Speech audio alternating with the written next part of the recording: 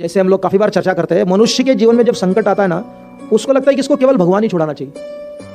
अपने संकट को इतना बड़ा बना देता है, इतना बड़ा बना देता है कि वो भगवान के ऊपर उसको बोझा डालने लगता है। वो ये नहीं सोचता कि मुझे भी प्रयास करना चाहिए। उसको लगता है कि मेरा संकट इतना बड़ा है, इसलिए जब कभी लोग अपने संकटों की चर्चा करते कहते कि ऐसा कभी किसके साथ हुआ ही नहीं होगा, क्योंकि हर एक व्यक्ति को अपना संकट सबसे बड़ा होता है।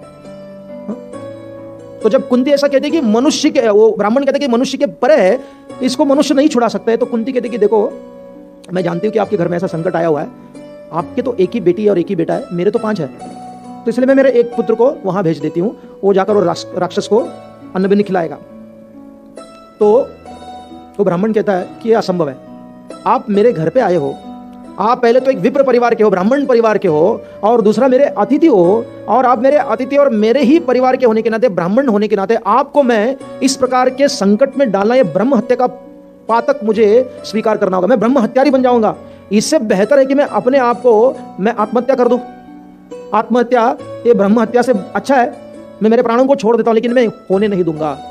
यानी कि उतने भी संकट में उसको अपने धर्म की जानकारी थी, ज्ञान था धर्म के बारे में, नहीं होने देगा। तो तब कुंती क्या कहते हैं कि देखो, मैं जानती हूं कि आपके कितने भी बच्चे क्यों ना हो, कुंती कहते अगर मुझे 100 भी पुत्र हुआ करते फिर भी पुत्र विरह में मैं रोती थी, लेकिन मेरा जो बेटा है ना वो साधारण नहीं है।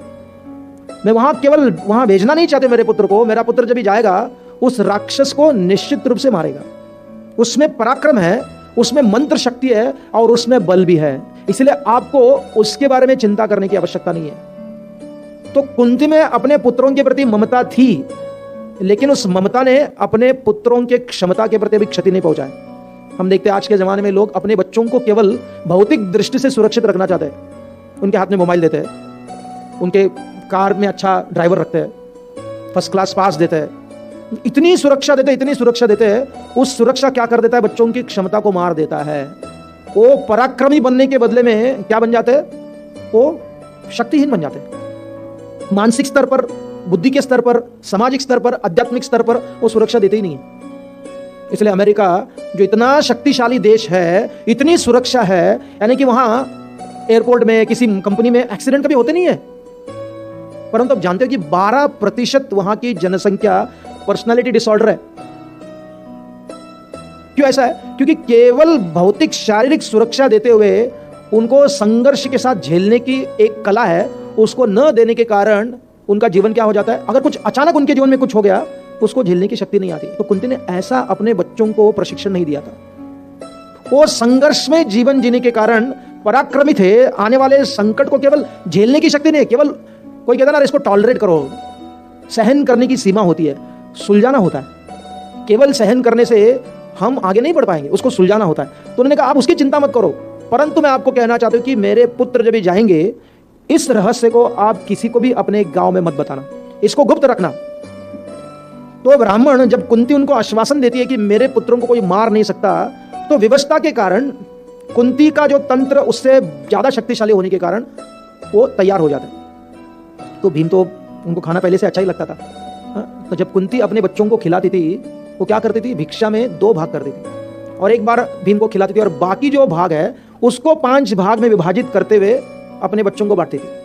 तो प्रश्न उठता ना, ये तो बहुत ही ये समानता के विरुद्ध है, सोशलिज्म के विरुद्ध है। सोशलिज्म क्या कहता है कि सबको समानता से सब कुछ दो।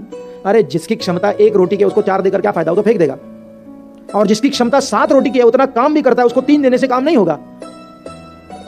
तो समता किसके ऊपर आधारित होता है? समता वस्तु के ऊपर आधारित नहीं होता, समता परिणाम के ऊपर आधारित होता है।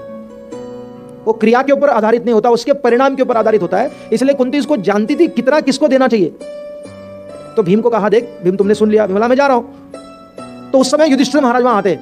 जब युधिष्ठिर महाराज आते, जब उनको समझ में आता कि कुंती ने अपने पुत्र को, भीम को इतने बड़े यानी कि खतरनाक अवस्था में डाल रही है, उसको एक राक्षस के पास भेज रही है, जो हमेशा जो भी वहां से गया हुआ है वो भैंस को भी खाता है, वो 20 बैलगाड़ी भी खा लेता है चावल, और जो उस खाने को लेकर गया हुआ है उस व्यक्ति को खा लेता है, कोई वापस नहीं आता। तो युधिष्ठिर महाराज कहते हैं अपनी माता से, माता आपने ऐसा कैसे किया?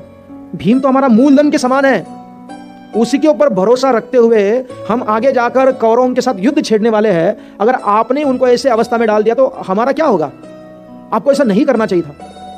अपने ही बच्चों को, अपने ही पुत्रों को दूसरों के लिए न्योछावर कर देना, ये नीतीश के विरुद्ध है। आपको नहीं ऐसा करना चाहिए था।